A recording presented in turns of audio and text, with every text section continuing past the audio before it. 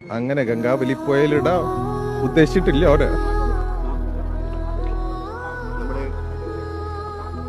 ഞാൻ അപ്പോളേ പറഞ്ഞു ലോറിക്ക് അധികം പരിക്കുണ്ടാവില്ല, ക്യാബിന് അധികം പരിക്കുണ്ടാവും, ചിന്നിച്ചു തുറവില്ല. എനിക്ക് ഉറപ്പുണ്ടായിരുന്നു ഓന ആ ക്യാബിൻ്റെ ഉള്ളിൽ ഉണ്ടാവും. ഞാൻ പറഞ്ഞതാ, ശരിയായില്ലേ? ഉറപ്പായിട്ടും ഓനെയും കൊണ്ടിട്ട് നമ്മൾ പോവുള്ളൂ. ആ ഒരു ഉറപ്പാണ് കുടുംബത്തിന് നൽകിയിരുന്നത്. അതെ, അർജുൻ്റെ അമ്മയ്ക്ക് നൽകിയ ഉറപ്പ് പാലിച്ച് ഞാൻ അവിടെ എത്തിക്കൂ.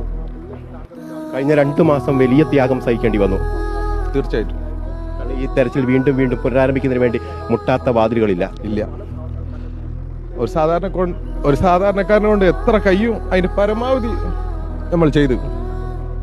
ഒരു ഡ്രൈവറെ കണ്ടെത്തുന്നതിന് എന്തിനു നിങ്ങൾ ഇത്രയേറെ മുന്നോട്ട് ഇങ്ങനെ സമ്മർദ്ദം ചെലുത്തണം എന്നുള്ള ചോദ്യങ്ങൾ പോലും പലവട്ടം നേരിടേണ്ടി വന്നു.